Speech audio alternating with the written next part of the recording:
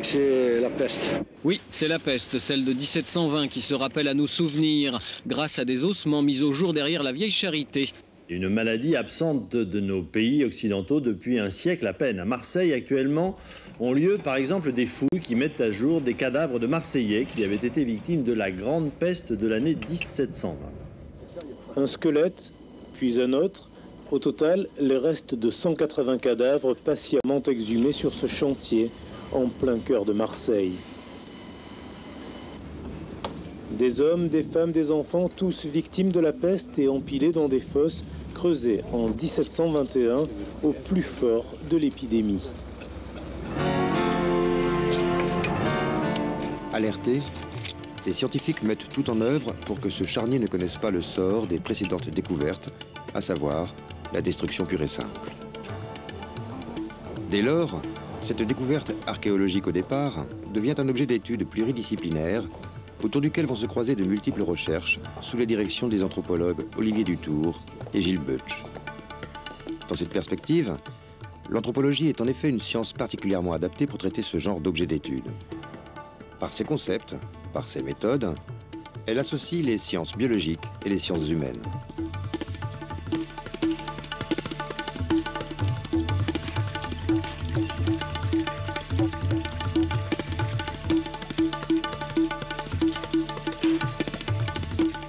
La première étape suivant la fouille concerne le recensement et la classification anthropologique de ces objets d'étude que deviennent les squelettes découverts.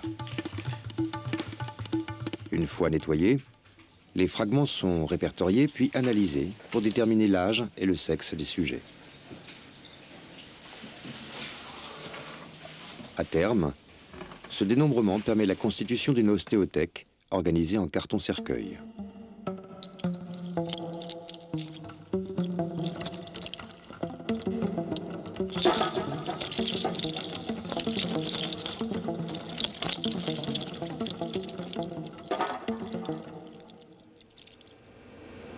C'est un adulte. C'est un adulte. Et c'est le 227. Tout à fait. Sexe. Féminin. Position. Décubitus dorsal. Ok. Les jardins de l'Observance étaient situés à la limite de la ville, au niveau des remparts, et présentaient donc l'avantage d'offrir une surface dégagée qui a permis d'inhumer des victimes de la peste. Il s'agit d'une très grande fosse qui aurait pu contenir plus de 10 000 victimes. Alors effectivement, cette fosse est surdimensionnée, puisque au total, la fouille anthropologique a permis d'exhumer 216 squelettes de ce charnier. 216 squelettes qui se répartissent de façon très inégale à l'intérieur de la fosse. Dans la partie est se trouve la zone de plus forte densité. On a de nombreux regroupements d'individus qui sont largement évocateurs du déchargement du contenu des tombereaux.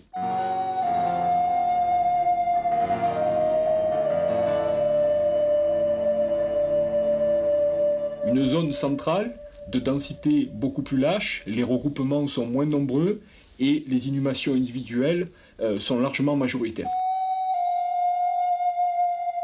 Et puis une zone ouest à densité quasiment nulle, que quelques individus ont été inhumés dans cette zone-là. Une fouille plus détaillée a pu être réalisée sur cette zone centrale, qui a permis de relever un certain nombre d'informations complémentaires. Tout d'abord, on a pu mettre en évidence, ici sur ces deux squelettes, la présence d'épingles, très vraisemblablement utilisées pour authentifier la mort, puisqu'il s'agit ici de la mise en évidence d'un geste de vérification de la mort. Et par ailleurs, on a pu mettre en évidence des relations d'inhumation d'enfants avec les inhumations d'adultes, plus ou moins étroites. Ici, plus étroite, avec une inhumation d'un squelette de jeune enfant associé à un squelette de femme adulte. Et ces données archéologiques sont à mettre en relation avec les données d'archives de l'Observance qui attestent du décès simultané de familles et notamment de mères avec leurs enfants.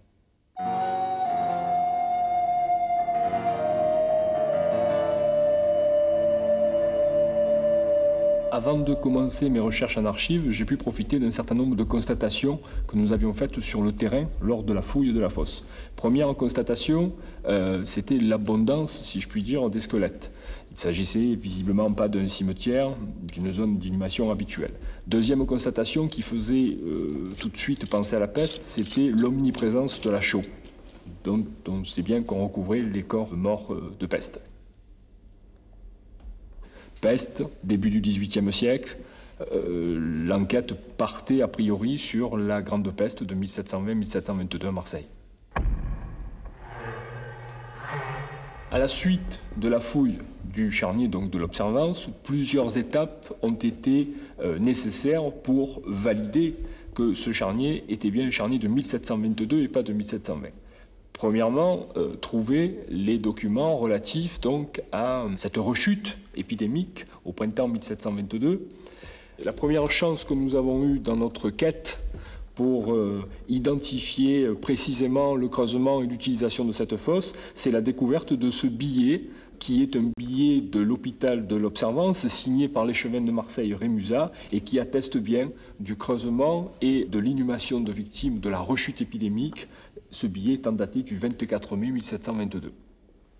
Deuxièmement, nous avons eu beaucoup de chance dans nos recherches puisque nous avons retrouvé une liste très fragmentaire qui a beaucoup souffert lors d'un incendie qui donne les noms, l'identité, l'âge, le sexe évidemment, de personnes qui ont été hospitalisées et dont certaines sont décédées dans le couvent de l'Observance et qui ont été inhumées dans cette fosse de l'Observance. Claire Julien. Gabriel Mout. Elisabeth Julien. Joseph Julien. Christine Julien. Rose Sardouman.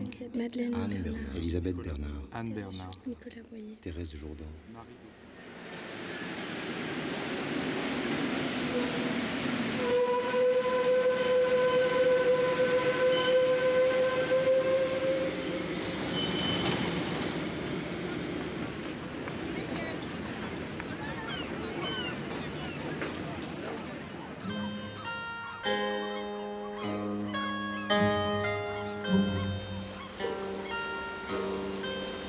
Au début du XVIIIe siècle, Marseille est déjà la troisième ville de France, après Paris et Lyon. C'est aussi le principal port français en Méditerranée. La ville s'est agrandie sous le règne de Louis XIV. Elle a considérablement augmenté sa superficie, elle a repoussé ses remparts, ce qui fait donc qu'à côté de la vieille ville traditionnelle, sur ses buttes, s'est développée une ville nouvelle. Marseille est une ville cosmopolite, moins par sa population résidente que par sa population de passage. Ce qui frappe les voyageurs, c'est l'extraordinaire cosmopolitisme du port et des catégories négociantes. Ce qui fait qu'il y a une extraordinaire variété de langues, de costumes, de types de toutes sortes qui se côtoient sur le quai du port. C'est un élément de fascination pour les voyageurs comme d'ailleurs pour les Marseillais.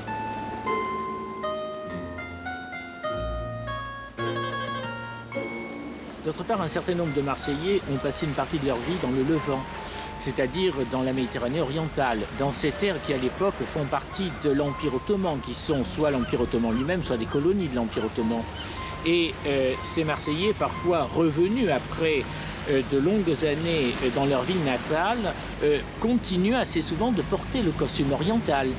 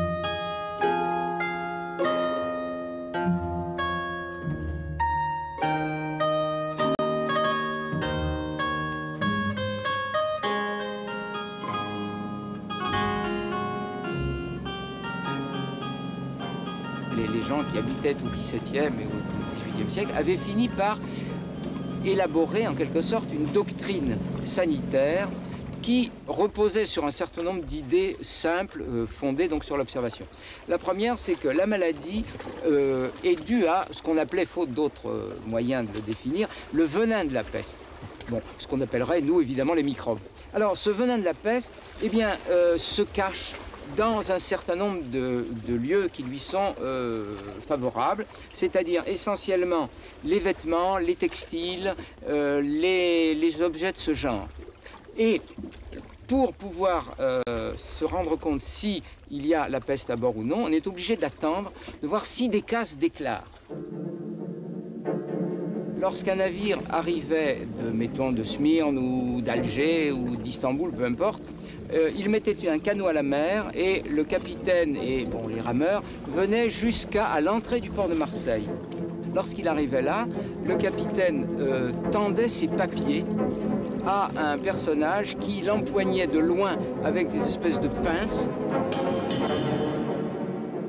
Et alors lui, ce qui l'intéressait, c'était avant tout ce qu'on appelait la patente de santé. C'était un papier qui était délivré par le consul du port de départ et qui était visé par les consuls à chaque escale que le navire faisait. Et alors étaient portées sur cette patente de santé les indications portant sur la présence de la peste ou son absence ou sa présence dans les environs proches de la ville.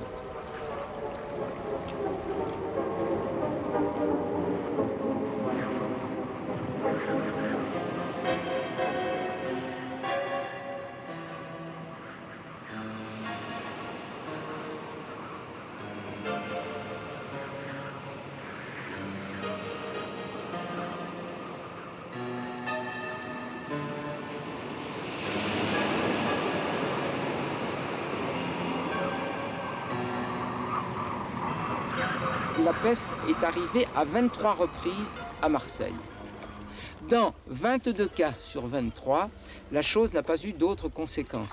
Dans un cas, qui est bien connu et qui est tristement célèbre, en 1720, je dirais les procédures de la réglementation sanitaire n'ont pas été respectées et la peste a éclaté à Marseille.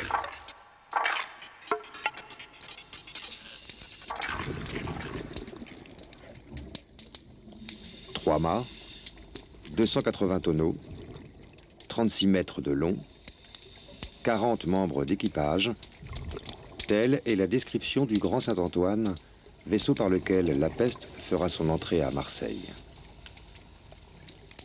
Le Grand Saint-Antoine part le 23 juillet 1719 pour la destination du Levant, non pas de la barbarie, c'est-à-dire l'Afrique du Nord, mais plutôt les échelles du Levant, c'est-à-dire le Liban, la façade Liban-Turquie. Qu'allait-il faire là-bas? Il allait chercher essentiellement des cotons, des cotonnades et des soieries, les soieries riches.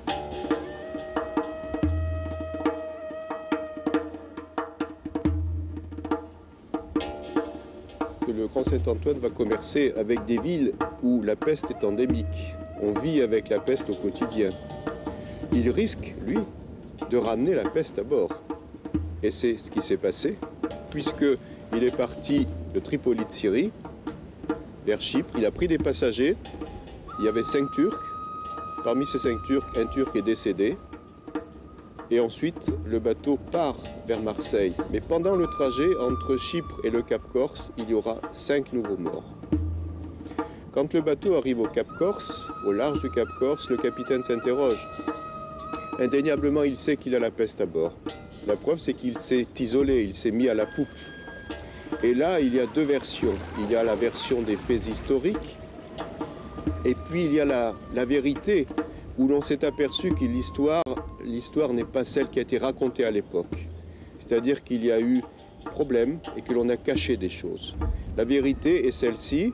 Le bateau, effectivement, est au Cap Corse. Le capitaine sait qu'il a la peste à bord. Il sait aussi qu'il a une cargaison qui est une des plus riches. S'il rentre à Marseille avec des morts à bord, la cargaison ira sur l'île de Jars et sera à ce moment-là détruite. Il a besoin d'avoir l'autorisation des autres armateurs. que fait-il? Il est obligé de prendre contact avec eux. Et à ce moment-là, il va aller au Brusque, qui se trouve à côté de Toulon. Ce que l'on sait aussi officiellement, grâce aux archives, c'est que le matin, donc au petit jour, les intéressés seraient venus, ou sont venus plutôt, voir le capitaine Château.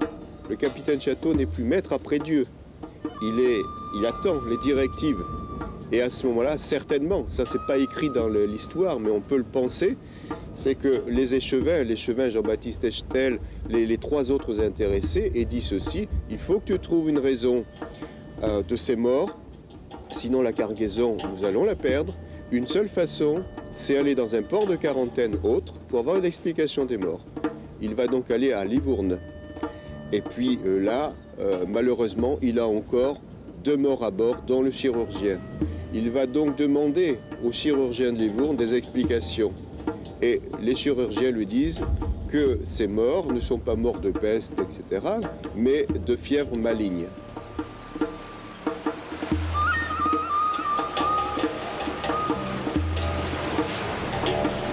Il peut rentrer à ce moment-là sur Marseille. Donc le bateau arrive sur Marseille le 25 mai et il va passer derrière l'île de Jard, comme ceci. Il va passer entre le cap Croisette et l'île Maille et ensuite tirer sur Pomègue. Le capitaine monte à bord de son canot, va à la consigne sanitaire, présenter les certificats de santé, qui sont des patentes nettes, c'est-à-dire je viens d'endroits où il n'y a pas de peste, maintenant je peux faire mes quarantaines. Le capitaine Château ayant déclaré que les gens de son équipage, qui lui sont morts tant en route qu'à Livourne, sont morts de mauvais aliments.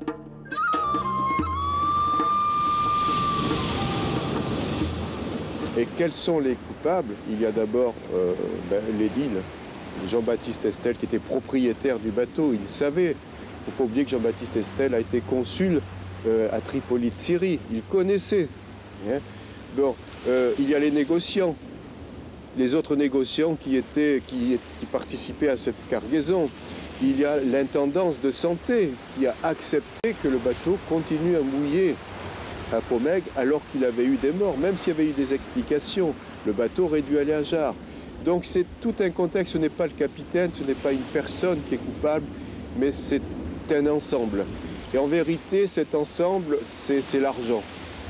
Le coupable, c'est l'argent.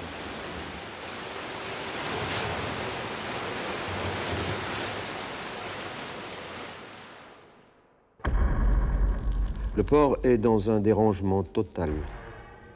Les galères sont retirées du quai et renfermées dans une estacade du côté de l'arsenal où les ponts sont levés et de hautes barrières posées. Et tous les vaisseaux et bâtiments marchands sont hors de la mare et à l'écart. Semble renfermé dans les murs de cette ville. Le ciel irrité fit tomber dans ces jours de désespoir un déluge de désolation. Et si le soleil faisait luire quelques rayons sur nous, c'était pour nous montrer 7 ou 8 000 personnes ou cadavres qui pourrissaient à nos yeux sans sépulture.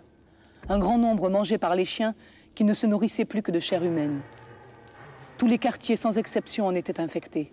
Et on n'entendait plus que le roulement des chariots et les plaintes des mourants. Ils exhalent une puanteur insupportable.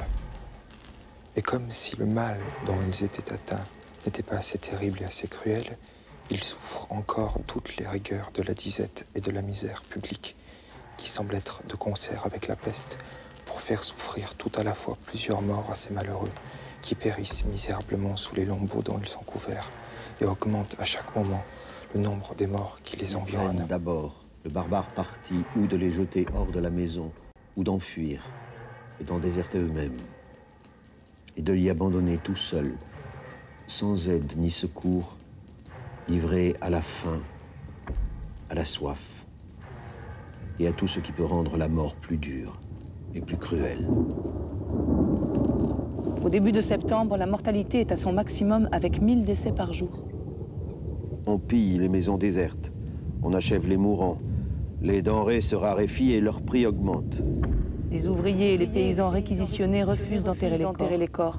Les forçats prêtés par les galères pour ouvrir les fosses meurent en quelques jours ou s'évadent. Au milieu de septembre, l'esplanade de la Tourette est un vaste charnier à ciel ouvert où s'entassent plus de 1000 corps en putréfaction. À la fin du mois, un nouveau commandant en chef est nommé. Il rétablit avec poigne l'ordre et la propreté. Le déclin de la mortalité s'amorce. À la fin octobre, les hôpitaux ferment progressivement. Seuls 2 ou 3 nouveaux cas quotidiens sont signalés à la fin de l'année. En janvier 1721, la mortalité retrouve dans la ville son rythme normal. Mais la maladie s'était répandue dans les cités et les campagnes de Provence. On estime que Marseille et ses environs ont perdu en 6 mois la moitié de leur population. Au printemps 1722, la ville connaît une rechute épidémique. La frayeur renaît, mais la mortalité est faible. L'épidémie cesse définitivement en août 1722.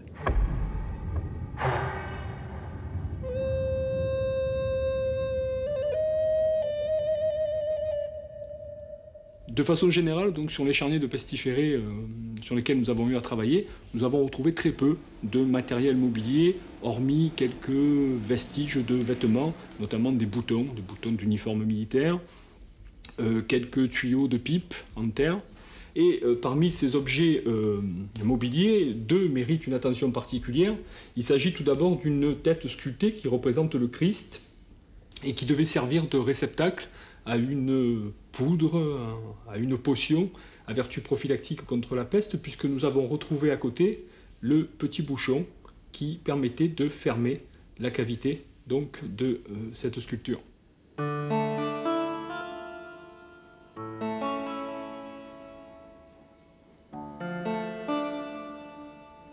Et l'autre objet, c'est une croix double croisetée que nous avons retrouvée avec le même individu en cuivre.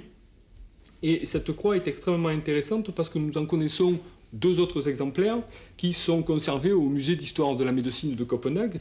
Et l'une des 2 est exactement la même. Ce qui nous laisse donc penser que peut-être dans les moments de grande calamité épidémique, il y avait un certain trafic international d'objets, là encore, à vertu prophylactique, censés protéger donc contre la peste.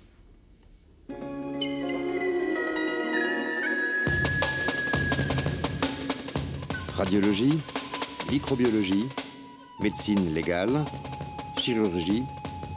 La médecine moderne apporte à son tour d'autres informations essentielles sur les pestiférés de l'observance. Oui. Manifestement avec un échec parce que...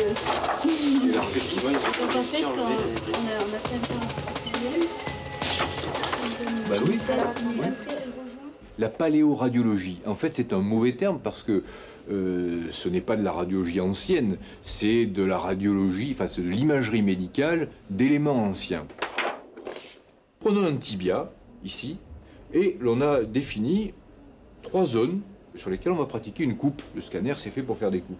Et voici ce que cela nous donne, à 3 niveaux différents. Mais vous voyez ce que l'on peut faire. On peut calculer la surface exacte de la corticale, alors pour savoir, finalement, pour avoir une information supplémentaire sur, entre guillemets, la vitalité de la population lorsqu'elle a été frappée par l'épidémie de peste.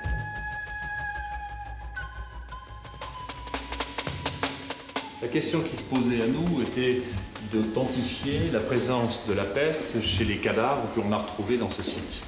Et comme les bactéries sont mortes, il nous fallait démontrer qu'il y avait des restes de ces bactéries que nous étions capables d'identifier sur les cadavres. La manière dont nous avons pu répondre à la question a été d'avoir une approche différente de ce qui avait été fait jusqu'à présent. En effet, après tant d'années, sur un cadavre, il ne reste que 2 choses, des os et des dents. Tout le monde avait travaillé sur les os. Et nous avons pris une option différente, nous avons commencé à travailler sur les dents, d'autant qu'un jeune dentiste venait faire un travail de recherche dans le laboratoire.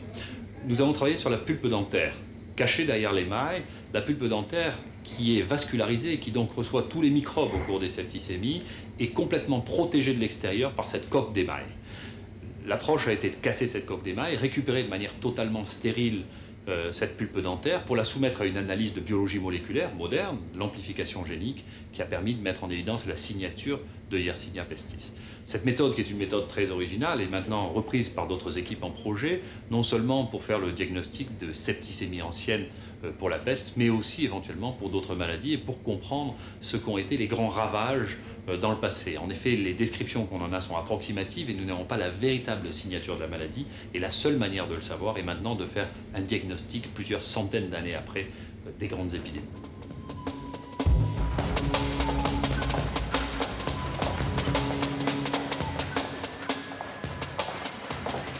Le croque-mort est le personnage qui, comme son nom l'indique, avait pour fonction de vérifier que l'individu qui était en face de lui était réellement mort, et pour cela, il avait comme technique de mordre le gros orteil de l'individu qui était en face de lui, d'où son nom de croque-mort qui est resté dans les siècles qui ont suivi. La découverte du charnier-le-Cas a effectivement mis en évidence pour nous quelque chose qui est une grande préoccupation médico-légale, qui est la mise en évidence pour la première fois d'un geste de vérification de la mort.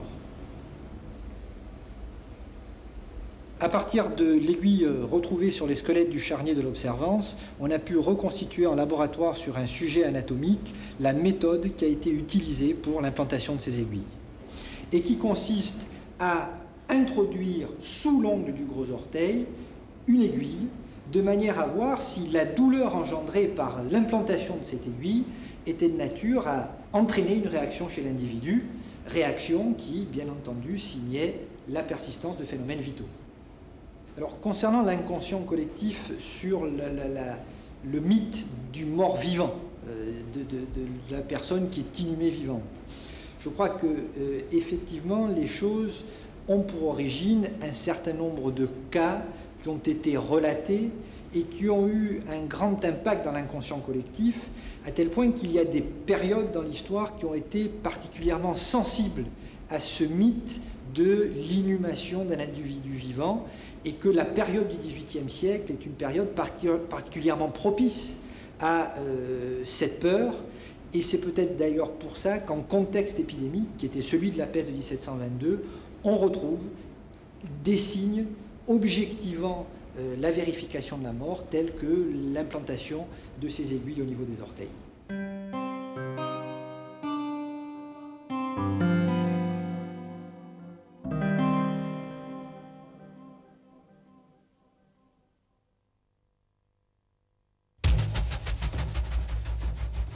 J'ai étudié avec nos amis anthropologues ce crâne qui a été découvert ici à Marseille et qui présente un certain nombre de particularités, non pas tant anatomiques, mais de dissection et de section de la boîte crânienne.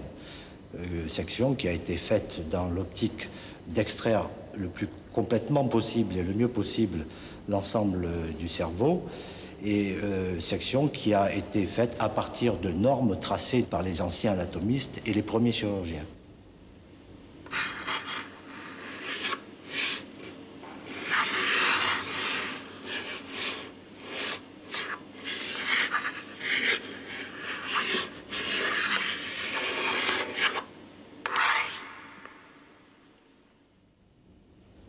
Voilà donc le trait d'incision qui a été pratiqué, assez rectiligne d'avant en arrière, et puis on s'aperçoit que sur ce crâne, une reprise a été faite, reprise qui apparaît à la partie qui est la jointure entre le tiers postérieur et les deux tiers antérieurs, où l'on voit que la scie remonte un petit peu vers le haut. C'est la phase où le corps a été mis en décubitus ventral pour mieux attaquer la boîte crânienne d'arrière en avant dans la région occipitale.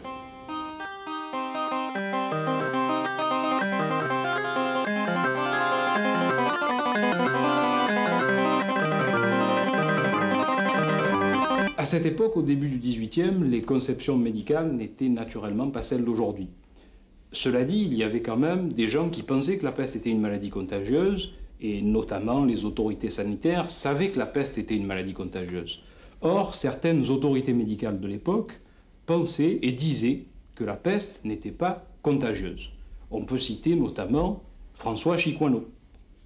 Effectivement, Chicoineau donc est le gendre de Pierre Chirac. Pierre Chirac est le médecin du régent. Il y a à ce moment-là en France une régence qui assure le pouvoir. Nous sommes entre le règne de Louis XIV et le futur règne de Louis XV. Et Chirac, donc médecin du régent, autorité sanitaire plus qu'officielle, était un non-contagionniste. Absolument. À côté donc de cette école non-contagionniste, il y a une école peut-être un peu plus marseillaise dans ses porte-drapeaux, mais également constituée de médecins de Lyon, et de médecins de Montpellier qui seront des défenseurs de la haute contagiosité de la peste. C'est le cas de Jean-Baptiste Bertrand, par exemple. En dehors de Bertrand, nous avons un médecin très attachant dans sa démarche, puisqu'il s'agit de Dédier, qui est finalement le premier expérimentateur concernant la transmission de la maladie. Oui, Antoine Dédier est un personnage étonnant au milieu de ce corps médical du XVIIIe siècle, puisqu'en fait, d'un côté, on a des partisans d'un certain archaïsme médical qui défendent de la non-contagiosité de la peste. D'un autre côté, on a des gens qui sentent un petit peu la contagiosité de la maladie, mais c'est empirique, c'est pas bien clair. Et puis Antoine Dédier qui va pratiquer un certain nombre d'expériences. Et là, c'est très important pour l'époque, puisqu'on a, bien avant Claude Bernard, la première démarche d'expérimentation physiologique ou médicale, avec un raisonnement véritablement scientifique, hypothético-déductif, l'hypothèse de la transmission de la maladie et la démonstration que la maladie est bien contagieuse, puisque l'animal inoculé par du pus de bubonde pestiféré va développer lui aussi la peste, ce qu'observe très bien Dédier. Oui.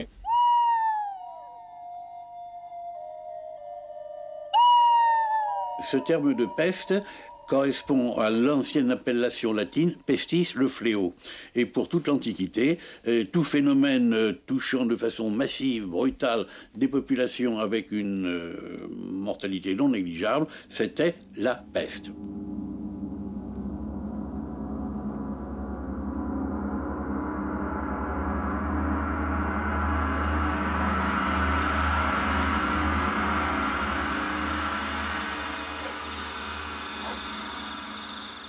La maladie circule parmi le rongeur de rongeur à rongeur. Le microbe est transmis par les puces. Et lorsque un rongeur meurt, chacun sait que les puces le quittent. Les puces le quittent, mais le quittent après avoir pris la précaution de faire un repas sanguin, donc d'avoir absorbé le bacille. Et lorsque la puce, abandonnée par le rongeur infecté, rencontre un autre rongeur ou rencontre l'homme, un organisme à sang chaud d'une façon générale, elle essaye de le piquer pour se nourrir et ce faisant, elle inocule le bacille.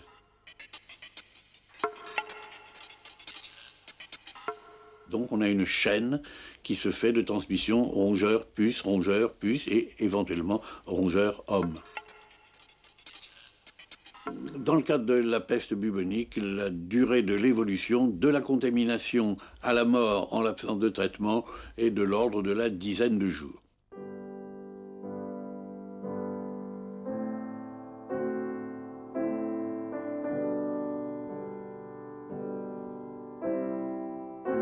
Les chevaux ne sont pas contaminés parce que ils dégagent une odeur particulière qui est un repoussant pour les puces. Et ça, l'homme avait observé depuis très longtemps, au Moyen-Âge et dans toutes les régions d'Europe, que lorsqu'il y avait une poussée de peste quelque part, toutes les professions étaient atteintes, sauf les palefreniers.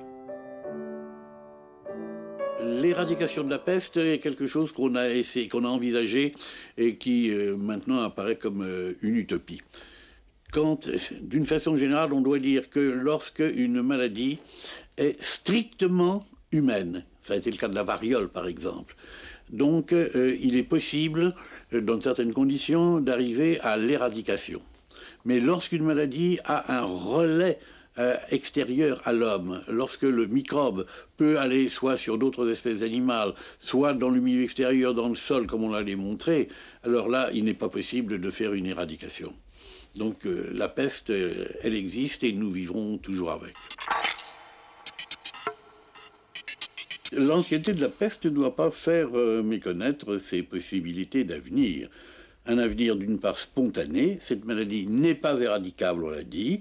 Cette maladie, on la voit fluctuer, elle apparaît, elle disparaît, elle a son rythme propre et son existence propre. dans les conditions, mettons, naturelles, mais en plus, l'homme est capable d'utiliser le bacille de la peste comme celui d'autres maladies ou comme certains virus en vue d'une guerre microbiologique. Et nous savons actuellement qu'à Fort Detrick aux États-Unis, qu'à Porton en Angleterre, et que dans plusieurs laboratoires que je connais bien, pour y avoir travaillé en Union soviétique, on continue de préparer une guerre bactériologique.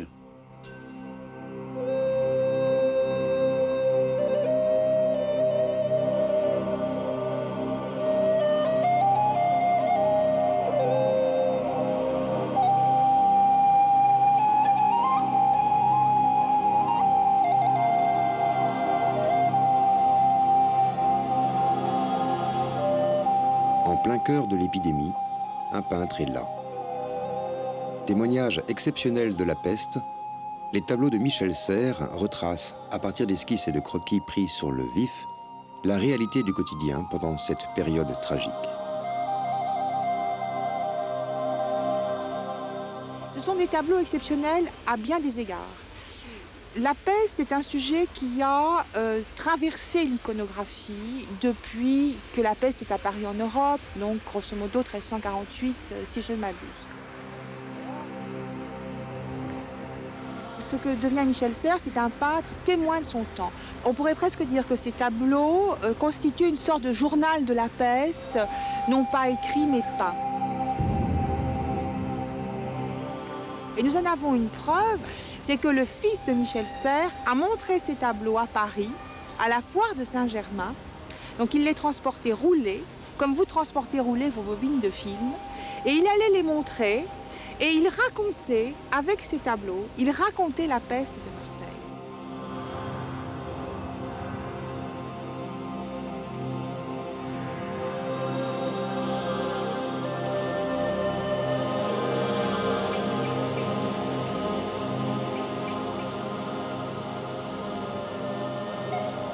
Ce qui est vraiment original dans la peinture de Serres, c'est de nous donner à voir une chronique et de ne pas la transposer.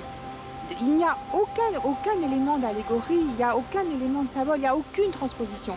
Et c'est là, je crois, qu'est l'originalité. C'est le regard restitué.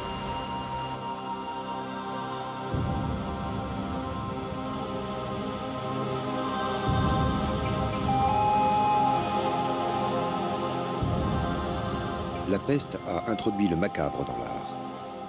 Les fenêtres ouvertes par les artistes sur le monde marseillais en proie à la contagion offrent au regard une lecture symbolique du corps malade, du jeu social et des représentations imaginaires qui s'y rattachent.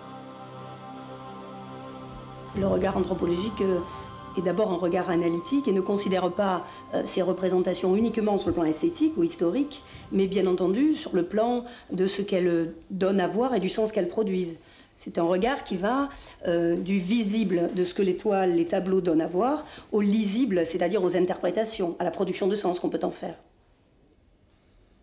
Oui, en effet, l'analyse anthropologique n'est pas une analyse historique qui se situerait du point de vue de l'histoire de l'art. C'est une étude des représentations du corps malade et de l'épidémie qui s'intéresse d'une part à la manière de rendre compte du mal par une société, et d'autre part, de saisir les relations qui existent entre l'image et le savoir. Entre la vie et la mort se dressent des liens, se dressent des ponts, et au travers de ces liens, au travers de ces passerelles, on peut déceler un certain nombre de motifs récurrents. Prenons par exemple la couleur des corps. Comment dissocier, comment différencier les corps morts des corps vivants, des corps en train de mourir? Eh bien, le peintre a utilisé un code académique de couleurs où il passe du blanc au noir en passant par le vert pour rendre compte justement de l'état des corps qui ne correspond absolument pas à la réalité du corps en train de mourir.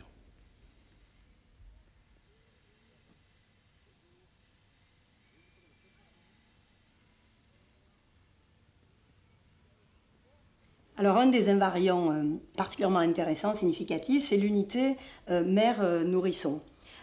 Souvent d'ailleurs, pour aller au bout de l'horreur, le nourrisson est encore en train de chercher à téter sur un sein glacé, donc d'une mère déjà morte. Et donc, outre le caractère horrible mis en scène, bien évidemment, sur le plan symbolique, ce qui est intéressant, c'est la rupture du lien qu'il peut y avoir familial, qui est brutalement donc rompu par la peste, et en fait un ordre naturel qui est complètement inversé. Et on a une rupture à la fois du biologique et puis de la continuité d'une population. On peut dire que ces représentations constituent une véritable dramaturgie de catastrophe, une dramaturgie de la tragédie réelle de la peste, et qu'elles renvoient à cette notion de faute appartenant à la condition humaine, à cette notion de péché, à ce discours culpabilisant, et que peut-être, face à l'enfer qui entoure la population marseillaise atteinte de la peste, le seul recours, c'est le ciel et l'espérance en Dieu.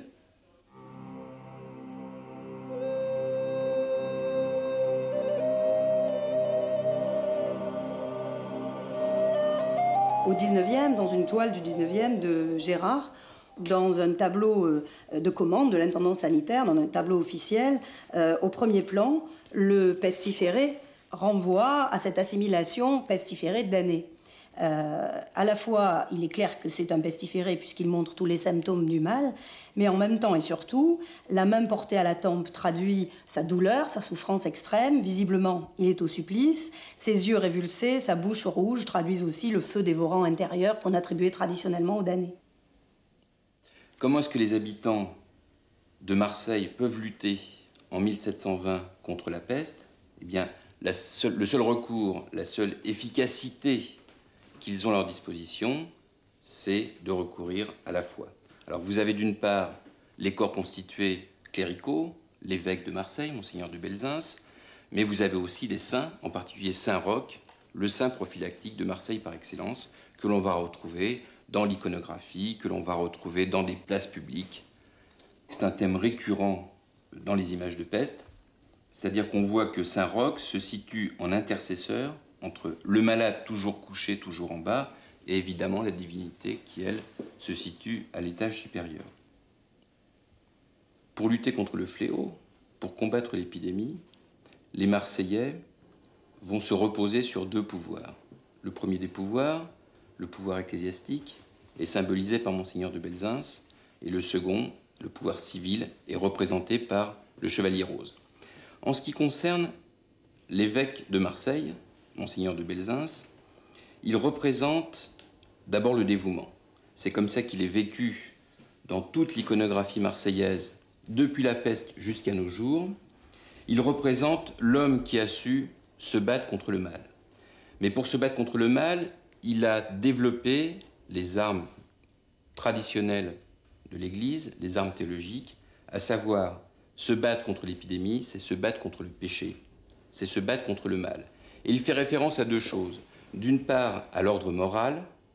Il accuse la ville d'avoir sombré dans le péché avant la peste. Et d'autre part, il s'appuie sur un fait beaucoup plus réel, à savoir l'arrivée du grand Saint-Antoine, et donc le commerce qui va avec. Et il explique le développement de la peste, à juste titre, par une transgression des règles hygiéniques de l'époque.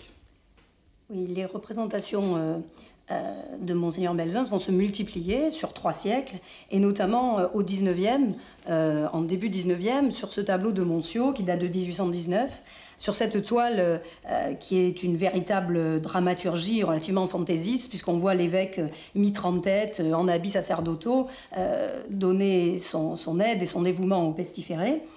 Nous avons beaucoup plus de religieux, au fond, que réellement de corps pestiférés.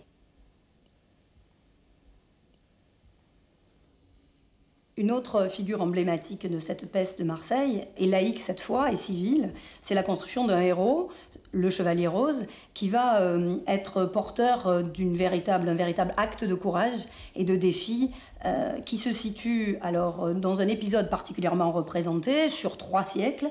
Alors Rose, c'est l'emblème du pouvoir politique agissant et actif, quoi. Et il devient une sorte de construction emblématique au point que ça se traduit également par ses postures. Alors qu'il est à cheval dans les tableaux contemporains, il est descendu de cheval dans le tableau de Paulin Guérin, par exemple, et il n'y a plus du tout de cheval cheval et il est situé dans une vieille rue du quartier dans le tableau de 1911 jusqu'à la statue qui est à l'Hôtel-Dieu où il n'y a plus que le buste du chevalier. Cette iconographie souligne bien comment les pouvoirs en place, le pouvoir ecclésiastique et le pouvoir politique, non pas représentés simplement par le Chevalier Rose, mais par tous les dispositifs sanitaires qui avaient été mis en place pour lutter contre l'épidémie, se sont finalement avérés efficaces. Il va falloir attendre quelque temps pour qu'un nouveau pouvoir surgisse, le pouvoir médical, qui lui va pouvoir lutter avec efficacité contre la maladie et, dans un premier temps, rassurer l'humanité.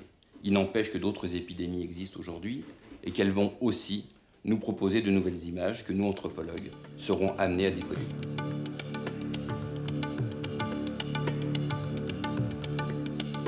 La richesse de notre approche, c'est d'avoir permis justement le croisement des regards, le croisement des approches, et à donner à cet objet d'étude non pas une nouvelle dimension, mais en tout cas un relief supplémentaire qui n'a pas permis de répondre aux questions qu'on se posait. Bien sûr, on n'a jamais les réponses à tout, mais en tout cas, ça nous permet de nous poser de nouvelles questions, peut-être plus originales et peut-être plus intelligentes que celles qu'on a pu se poser il y a 3 ans quand on a commencé cette étude.